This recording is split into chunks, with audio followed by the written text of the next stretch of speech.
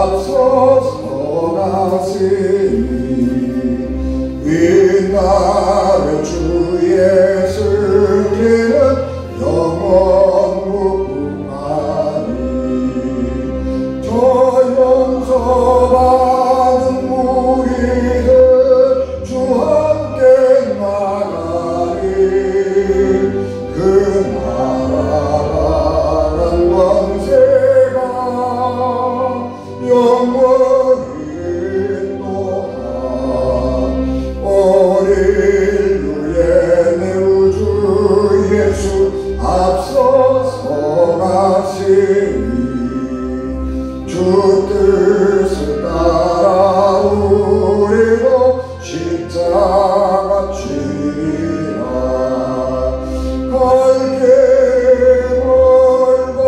멀거내도 주 따라가리니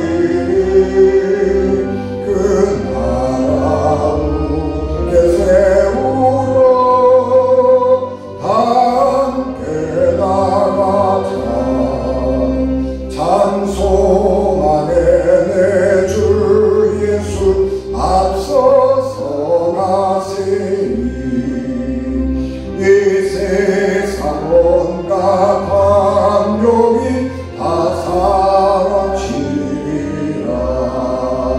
어린 간 세상 어디나 주 뜻을 이루니 참 사랑과 참 평화에 종소리 울린다 참 생명발이 되신 주 만왕의 왕아에 그 위엄 높이 기리어 호산나 부르자 온 세상 가는 곳마다 사랑이 이기니 참 친구의 선주 예수 앞서서 가소서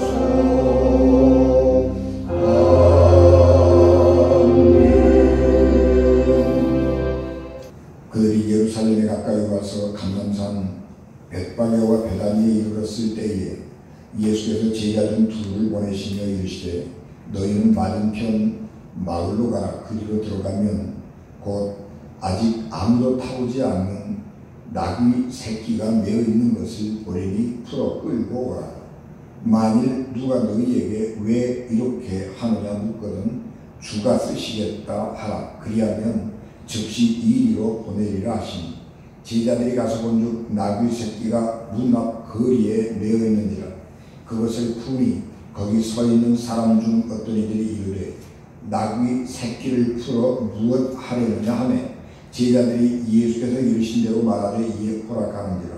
나귀 새끼를 예수께 끌고 와서 자기의 겉옷을 그 위에 얹어 놓으시매 예수께서 타시니 많은 사람들은 자기들의 겉옷을 또 다른 이들은 들에서 벤 나뭇가지를 길에 펴며 앞에서 가고 뒤에서 따르는 자들이 소리 지르되 호산나 찬송하리로다. 주의 이름으로 오시는 이여 찬송하리로다. 오는 우리 조상 다윗의 나라여 가장 높은 곳에서 호산나 하더라. 아멘. 충만하신 하나님, 저희들 위에 은총을 더하여 주시고 특별히 이 주간 종위에 성령을 갑절로 더하여 주셔서 하나님의 귀한 말씀 전할 때에 능하게 하옵소서. 예수님 이름으로 기도하옵나이다. 아멘. 저는 동물을 탈 수 있는 기회를 별로 갖지 못했습니다. 우리가 얼른 동물을 탈 수 있는 곳 그러면 제주도 성산 일출봉에 가면 거기 말을 타고 한 바퀴 이렇게 돌아보고 사진을 찍을 수 있는 곳이 있죠. 제주도를 가지만 말을 타고 기념사진을 찍는다, 그거 별로 내키지도 않은 일이어서 거기 가서 한 번도 말을 타고 사진을 찍어본 적이 없습니다. 성지순례를 가면 시내산에 올라가게 되는데 그때에 걸어 올라가기도 하고 낙타를 타고 올라가기도 합니다. 그런데 저는 낙타를 안 타도 얼마든지 걸어갈 수 있다 그런 생각을 했기 때문에 땀을 뻘뻘 흘리면서 시내산을 정상까지 올라갔습니다. 낙타를 타고 올라간다고 하는 것이 잘못됐다는 것이 아니고 나는 아직 젊어서 낙타 안 타도 정상까지 갈 수 있다 그런 생각으로 올라갔습니다. 그런데 몇 년 전에 필리핀을 갔는데 그 관광 코스 가운데 그 칼데라호를 그 관광하는 코스가 있었습니다. 그런데 그 산을 오르려고 그러면 나귀를 타고 가야 된다고 그러더라고요. 그래서 그 같이 갔던 우리 모든 일행이 다 나귀를 타고 산 위에 올라가게 되어 있어서 저도 할 수 없이 나귀를 타게 되었습니다. 나귀를 타고 올라가는데 길이 참 사람이 다닐 수 있도록 이렇게 정돈된 길이 아니고 산길을 그냥 이렇게 자연스럽게 놔두니까 비가 와서 흘러가면서 고란도 생기고 또 동물들이 오르락내리락 하면서 변도 봐놓고 그래서 냄새도 나고 길도 미끄럽고 그래서 나귀를 타기를 잘했다 그런 생각을 하고 올라갔습니다만 이 나귀는 조그마한 동물이잖아요. 그래서 제가 몸무게가 한 2kg 정도 나가는데 62kg 정도 나가니까 이 나귀가 힘이 들어가지고 아주 쩔쩔매면서 올라가더라고요. 그래서 그거를 타고 이렇게 올라가면서 참 나귀가 안쓰럽다 그런 생각을 하고 올라갔습니다. 오늘은 종묘주일인데 종묘주일은 부활주일 전 주일로서 예수님이 예루살렘으로 들어가심을 축하하는 주일입니다. 그리고 이제 오늘서부터 일주일간이 6월절 축제 기간인데 이 6월절 축제 기간 한 주간 동안 예수님께서 예루살렘에 머무르시면서 마지막 사역을 하는 것입니다. 그래서 예수님 생애의 가장 절정에 이르는 시간이 요번 한 주간 고난주간인 것입니다. 그래서 이 한 주간 동안 예수님께서 이 하나님이 주신 귀한 소명들을 다 완수를 하는데 성전을 정화하시고 그리고 십자가에 달려 돌아가시고 부활하시고 그런 그 일련의 하나님 구원의 과정을 쭉 다 완수하게 됩니다. 그렇기 때문에 오늘 우리는 일주일 이 고난주간을 지나면서 주님의 발자취를 따라가게 되는데 이 가장 고귀한 하나님의 선물 즉 구원의 은총을 경험하는 한 주간이 되기도 하는 것입니다.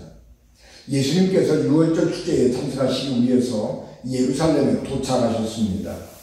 예수님께서 예루살렘에 올라오셨을 때 어떤 마음을 가지고 올라오셨는가 하는 것은 성경에 잠깐 기록이 되어 있기는 합니다만 우리가 예수님의 그 마음을 다 이해할 수는 없는 것이고 특별히 예수님과 함께 했던 예수님의 제자들도 예수님의 그 마음을 다 이해하지 못했습니다. 그러나 예수님 자신은 이 한 주간이 예수님 생애의 가장 귀하고 소중한 마지막임을 알아차리시고 특별한 의식을 통해서 자기 자신이 하나님의 아들 이 세상을 구원할 사람이라고 하는 것을 알려주시기 위해서 노력하셨습니다. 예수님께서 마침내 예루살렘 성이 마주 보이는 감람산 벳바게와 베다니 마을에 도착했습니다. 여러분 예루살렘 성은 시온산 꼭대기에 축성된 성입니다. 그런데 시온산 꼭대기에 있기 때문에 성이 그렇게 크지 않습니다.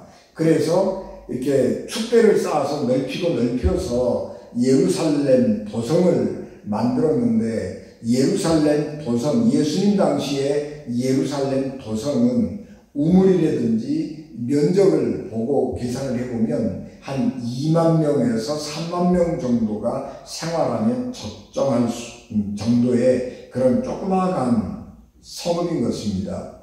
그리고 예루살렘은 그 이스라엘은 산악지역이기 때문에 구름이 굉장히 많거든요.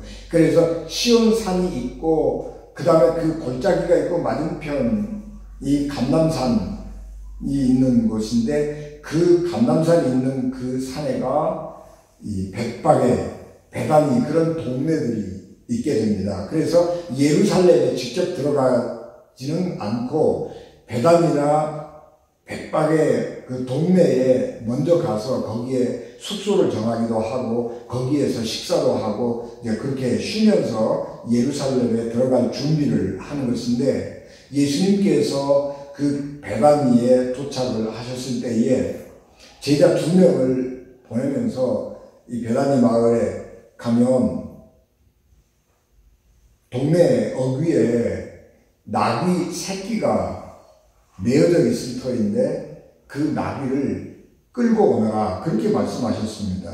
남의 나귀를 끌어가는 것이기 때문에 그 주인이라든지 그 나귀의 주인을 알고 있는 사람들이 나귀 그 고삐를 푸는 것을 보면 그 당신 누군데 이 나귀를 풀어서 끌고 가느냐, 그렇게 물어볼 거 아니겠어요? 그렇게 묻거든 주님께서 쓰신다고 그래라. 그리고 다 쓰신 다음에 바로 돌려드리겠다라고 얘기를 해라. 예수님이 제자들에게 그렇게 말씀하셨습니다. 그래서 예수님의 말씀을 듣고 이 제자 둘이서 동네 어귀에 가니까 정말로 조그마한 나귀 새끼 한 마리가 메어 있었습니다. 그래서 그 고삐를 푸니까 동네 사람들이 당신 누군데 남의 나귀를 풀어서 끌고 가느냐 그러고 묻습니다. 그러니까 예수님의 제자들이 우리 주님께서 이 나귀를 잠깐 쓰시겠다고 그럽니다. 그리고 다 쓰신 다음에는 다시 돌려드리겠습니다. 그렇게 이야기를 했더니 예수님 말씀처럼 사람들이 아무 말 안 해서 그냥 그 나귀 새끼를 끌고 예수님 앞에 데려왔습니다. 예수님께서 여기서 나귀를 제자들에게 데리고 한 마리를 끌고 와라 그렇게 얘기하면서 사람들이 왜 남의 나귀를 끌고 가냐 그렇게 물을 때에 주께서 쓰시겠다고 하라 그렇게 말씀하시는 것은 굉장히 독특한 말씀입니다. 예수님이 자기를 가르쳐서 주님이다, 주인이다 라고 하는 말씀인 것입니다. 여러분, 우리는 믿음으로, 신앙으로 표현을 해서 주님 그러면 하나님, 예수님, 나의 주인님 뭐 이렇게 우리가 인식을 합니다만, 정치적으로 로마 시대에 있어서 주 그렇게 얘기하면 왕을 의미하는 것입니다. 그래서 예수님께서 자신을 가르쳐서 주라고 말하는 것은 내가 왕이다 라고 하는 것을 사람들에게 드러내는 것입니다.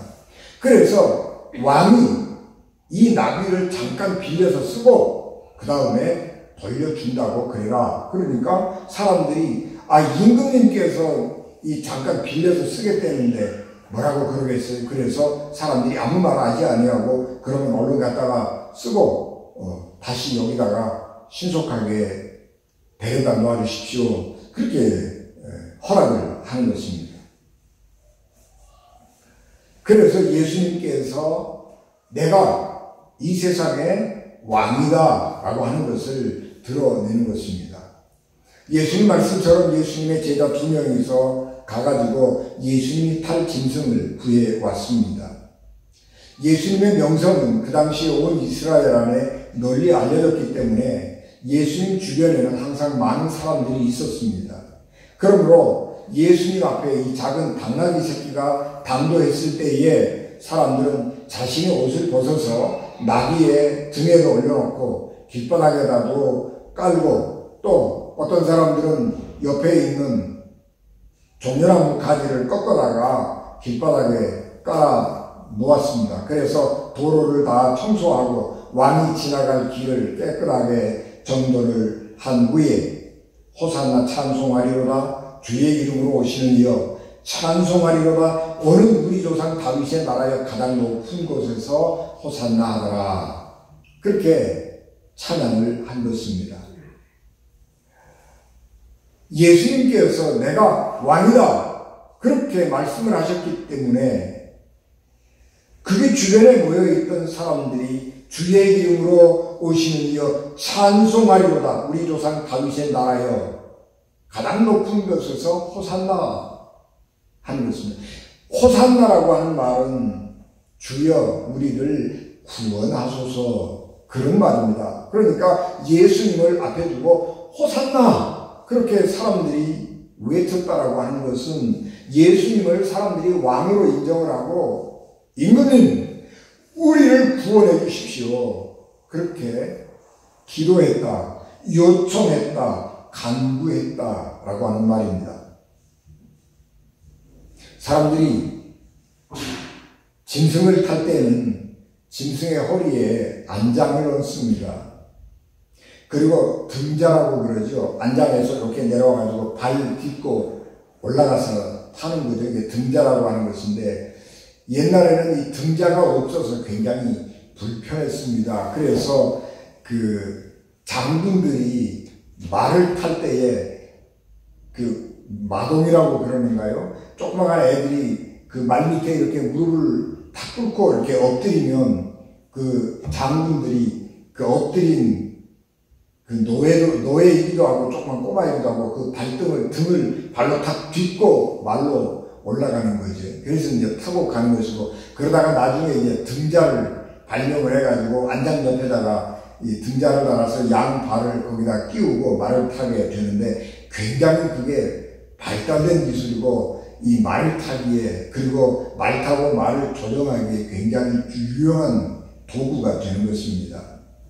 그런데 예수님께서 말을 타시려고 이렇게 했는데 말도 아니고 나귀 새끼를 이렇게 타는 것입니다. 그런데 안장이 없어요. 그래서 사람들이 나귀 그 등판에다가 자기 옷을 이렇게 벗어서 덮은 것입니다.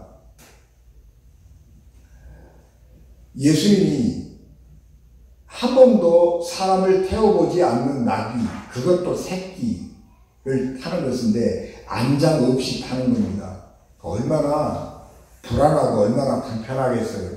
예수님만 불편하시겠어요? 그 나귀도 얼마나 당황스럽고 놀랍고 불편하겠어요. 한 번도 태워보지 않았는데 사람을 태워보지도 않고 짐도 실어보지 않았는데 어느 날 갑자기 그냥 그 성인이 발을 툭 걸치고 나귀 등에 올라탄다고 할 때 이 나귀가 제대로 길을 가겠어요? 비틀거리고 훈련이 안 돼 있으니까 길을 갈 때 얼마나 우스꽝스럽게 가겠어요. 그 우스꽝스러운 행렬을 타고 이렇게 가고 있는 것입니다. 예루살렘에 아까 말씀드린 것처럼 2만 명에서 3만 명 정도의 사람들이 살면 적당하고 좋은 것인데 6월절 축제가 되면 유대 각지에서 또는 세계에서 6월절 축제를 지키기 위해서 유대인들이 순례를 오기 때문에 거기에 한 20만 명 정도가 모여서 바글바글 거리는 겁니다. 물론 예루살렘에는 그 주거 지역이 없기 때문에 사람들이 이 백박의 쪽에 나와가지고 숙소를 잡겠지요. 근데 한 20만 명 되는 사람들이 그 예루살렘 그 감람산 그 주변에 바글바글 된다고 생각을 하고 그리고 그 백박에서 예루살렘 성으로 올라가는 그 능선을 타고 이렇게 쭉 올라가는데 예수님이 그 나귀 새끼를 타고 비틀거리면서 그렇게 올라가는 것을 보면 사람들이 얼마나 무서웠겠어요. 그런 이상한 행렬을 사람들이 보는 것입니다. 상상만 해도 초라하고 우스운 행렬일 수 있습니다. 이 행렬이 얼마나 이상한 행렬이냐 그런 것을 알려면 로마 장군들이 개선 행렬을 하는 것과 비교해보면 금방 알 수 있습니다. 로마는 전쟁을 참 많이 한 나라이죠. 그래서 로마에 가면 개선군이 굉장히 많이 있습니다. 그래서 저거는 뭐 예루살렘을 멸망시켰던 디도 장군의 개선문이다. 무슨 개선문 많이 있는데 로마에 가가지고 개선문이 누구 개선문이다 그러고 가르쳐주면 맨 처음에는 한 번쯤은 기억을 하는데 가는 곳마다 개선문이 있으니까 에이 그게 그거지 뭐 개선문이 되게 많네. 네, 이러고 이제 말아버리는 건데 그 개선문이 그만큼 로마에 많아요. 그러니까 로마의 그 장군들이 외국에 나가서 전쟁을 하고 개선을 내오면 번쩍거리는 승리의 왕이지요.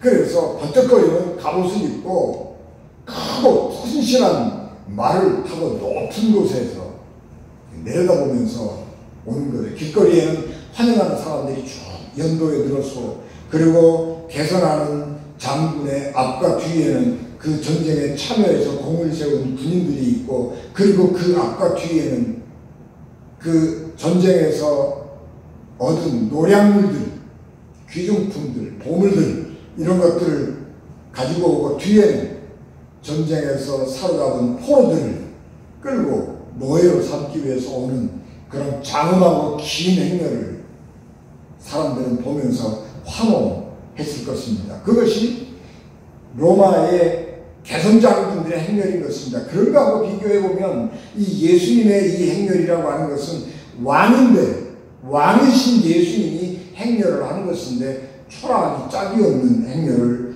보는 것입니다. 그런데 성경은 이 초라하고 보잘것없는 행렬을 왜 하느냐 그러면 그 왕은 공의로우시며 구원을 베푸시는 왕이신데 겸손해서 나귀를 탔고 그것도 새끼 나귀를 탔다 그렇게 말씀합니다. 예수님께서 새끼 나귀를 타고 개선 행진을 하시는 것은 겸손하셨기 때문이다 라고 하는 것입니다. 그렇기 때문에 시온의 딸 예루살렘의 딸아 즐거워하라 그렇게 말하는데 이 시온의 딸 예루살렘의 딸이라고 하는 말은 그 성에 살고 있는 사람들을 지칭합니다. 그러니까 시온의 딸아 그러면 시온 성에 살고 있는 사람들아 혹은 시온성 자체를 의미하는 것이고 그러면 시온성아 기뻐하고 즐거워하라 그런 말씀인 것입니다. 예수님께서 예루살렘 성 안으로 들어가려 하실 때에 그냥 들어가는 것이 아니고 스가랴 선지자의 예언의 말씀을 기억하신 것입니다. 내가 평화의 왕인데 이 세상의 구원을 가지고 올 왕인데 내가 무엇을 타고 예루살렘에 들어갈까? 왕으로서 들어갈까? 라고 할 때에 스가랴가 말씀한 것처럼 새끼 나귀를 타고 가면서 평화의 왕이고 이 세상의 구원을 베풀 겸손한 왕이다 라고 하는 것을 상징적으로 드러내려 하신 것입니다. 그래서 예수님께서 스가랴 선지자 예언의 말씀을 따라서 의도적으로 새끼 나귀를 타고 입성을 하는 것입니다. 사람들은 예수님의 기적을 행하는 능력과 사람을 감동시키는 권위 있는 말씀을 들었기 때문에 이 예수님이 마음만 먹으면 이스라엘을 강대국으로 만들 수 있기에 충분하다라고 생각했기 때문에 예수님 그 당신의 능력으로 사람들을 감동시킬 수 있는 그 능력 웅변으로 다윗 이후에 완성해보지 못했던 대제국을 건설해 주십시오. 그렇게 예수님에게 소망하면서 호산나 도와주십시오. 그렇게 외쳤던 것입니다. 사람들은 예수님을 하나님의 대행자로서 이스라엘을 구원할 다윗과 같은 메시아로 인식하신 것입니다. 사람들은 예수님의 행렬을 보면서 로마의 개선장군의 행렬을 기대했을지 모릅니다. 그러나 예수님은 로마의 개선장군의 행렬을 전혀 계획하지 않으셨습니다. 왜냐하면 로마 개선장군의 그런 힘으로 사람들을 억압하는 겉보기에만 평화로운 그런 나라, 그런 힘을 가지고 통치하는 행위를 통해서는 이 땅의 구원을, 평화를 이룰 수 없다는 것을 아셨기 때문입니다.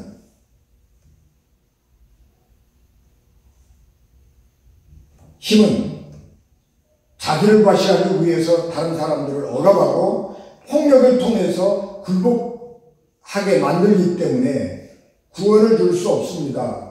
억압을 당하고 있는 사람들이지만 힘이 모자라기 때문에 내가 당신 앞에 이렇게 굴복하고 엎드려 있을 수밖에 없지만 언젠가 당신이 틈만 보이면 우리가 일어나서 당신을 정복하고 당신을 끌어내려 내 자리에 앉히고 내가 당신의 자리에 앉겠다. 그런 마음을 속에 항상 가지고 있기 때문에 힘으로 지배하고 다스리는 세계에서는 구원과 평화가 절대로 이루어지지 않는 것입니다.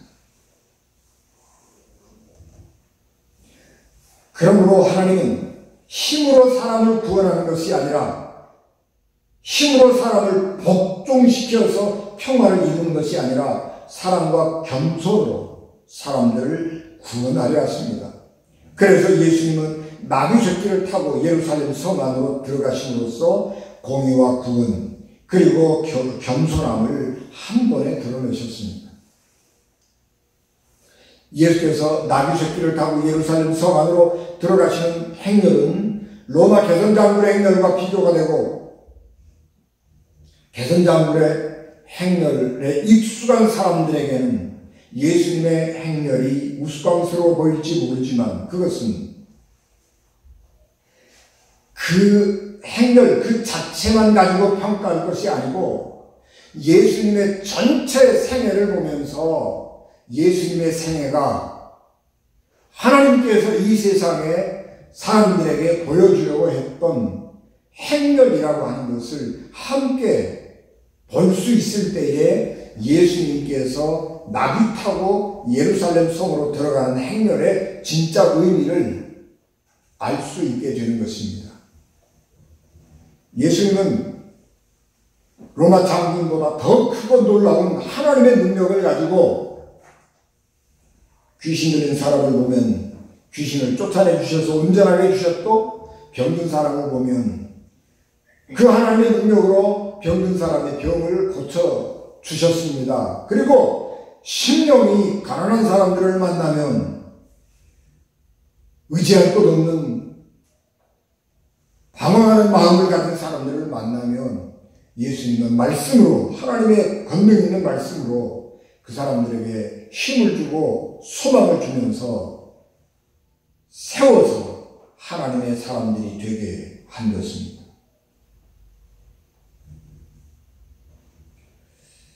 그것이 예수님께서 오셔서 사람들에게 보여주신 하나님의 구원의 행렬이었습니다. 그리고 그것은 아까 말씀드린 것처럼 로마의 개선 행렬과 전적으로 비교되는 것입니다. 로마의 개선 행렬은 승리한 그 장군의 위대한 높음을 마음껏 뽐내는 그런 행렬이라고 하면 예수님의 행렬은 겸손한 구원의 행렬인 것입니다. 예수님께서 우리에게 가르쳐 주신 겸손은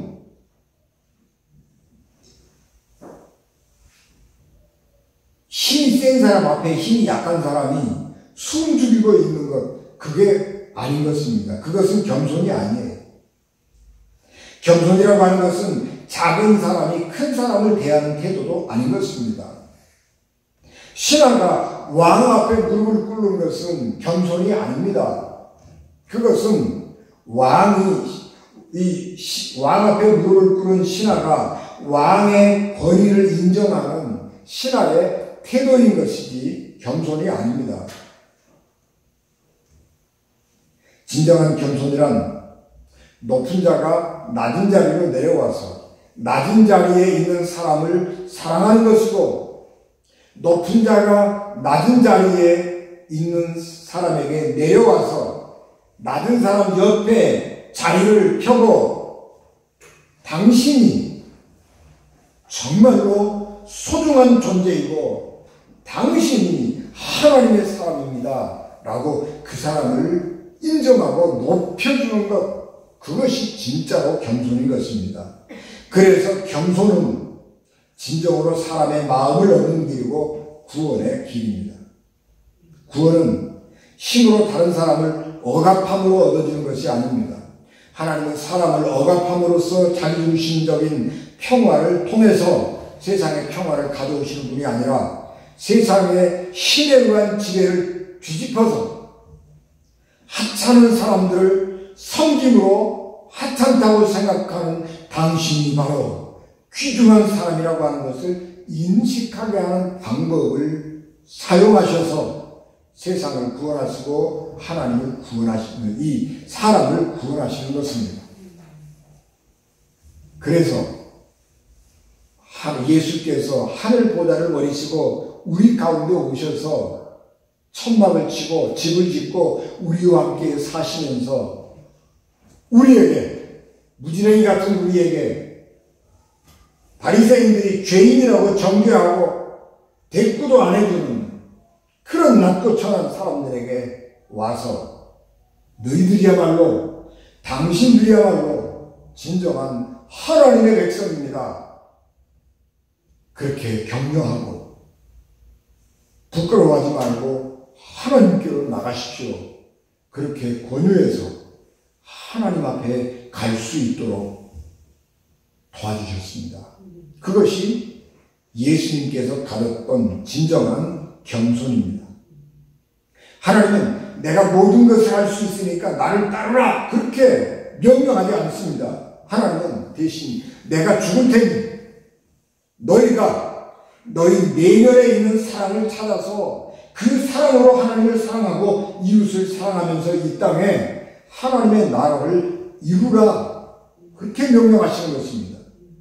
진정한 믿음이라고 하는 것은 하나님의 능력만 믿고 아무것도 하지 않는 것이 아닙니다. 우리가 세상의 악을 도외시하고 세상과 동떨어진 신앙생활을 하면 이 세상은 악이 판을 치고 악이 주인이 되어서 다스리는 생지옥으로 변하고 마는 것입니다. 그러므로 우리는 그리스도 예수의 마음을 본받아 살면서 이 세상을 하나님의 나라가 되기를 위해서 기도하며 세상 가운데에서 그리스도의 겸손을 전하며 예수 그리스도의 구원을 전하면서 살아가야 합니다. 본디 순환이라고 하는 말과 열정이라고 하는 말은 같은 말입니다. 패션이라고 하는 말. 그것은 순환이라고 번역되기도 하고 열정이라고 번역되기도 합니다. 이루고자 하는 선한 목적을 위해서 열정을 다하다 보면 고난도 당하는 것입니다. 그래서 열정과 고난은 같은 것입니다.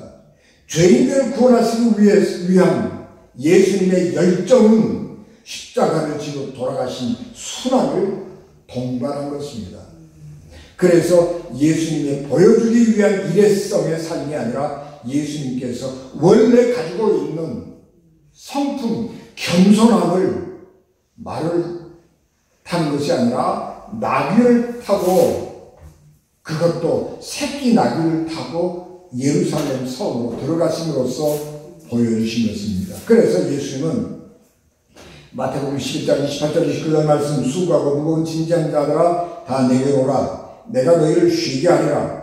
나는 마음이 온유하고 겸손하니 나의 멍에를 메고 내게 배우라. 그리하면 너희 마음이 쉼을 얻으리니 라고 말씀하셨습니다. 겸손은 예수님의 본성품인 것입니다. 지금 우리는 내가 죽어 너를 살리는 예수님의 구원을 배워야 합니다. 세상은 온통 네가 죽어야 내가 산다는 생각으로 가득 차 있어서 삶은 경쟁이라고 생각을 하는 것이고 내 앞에, 내 옆에 있는 사람을 경쟁자로 여기는 것입니다. 그렇기 때문에 상할 수가 없는 것입니다. 그렇기 때문에 이런 방식으로는 이 땅에 평화와 구원을 이룰 수가 없는 것입니다. 오직 십자가에 달려 돌아가신 주님 앞에 겸손히 엎드려서 주님의 겸손함과 온유함을 배우는 그 속에서만 하나님의 뜻이 이 땅에 이루어질 수 있습니다. 그러므로 이번 고난주간을 지나면서 예수 그리스도의 온유함과 겸손함을 배우는 은진 가족 되시기를 주 예수 그리스도의 이름으로 축복합니다. 아멘. 기도하겠습니다. 아멘. 은혜가 충만하신 내 아버지 하나님, 저희들 위해 성령을 충만하게 하시고 예수 그리스도의 온유하고 겸손한 마음을 배우게 하옵시고, 그리고 그 마음으로 내 사랑하는 사람들, 내 주변에 있는 사람들과 살아가며 섬기는 삶을 살아가는 저희들에게 도와주시옵소서. 예수님 이름으로 기도하옵나이다. 아멘. 지금은 교회의 머리가 되시며 길이요 진리요 생명 되셔서 우리를 하나님 나라로 인도하신 예수 그리스도의 은혜와 죄인들을 구원하시려고 자기 아들을 십자가에 버리신 하나님 아버지의 극진하신 사랑하심과 성령님의 역사 위로 보통 내게 주관하시니 피값으로 세우신 우리 은진 교회와 예배를 마치고 돌아가는 사랑하는 성도들 신령과 가정과 기업과 자녀들 위해 지금부터 영원히 함께 하시기를 간절히 축원하옵나이다. 아멘.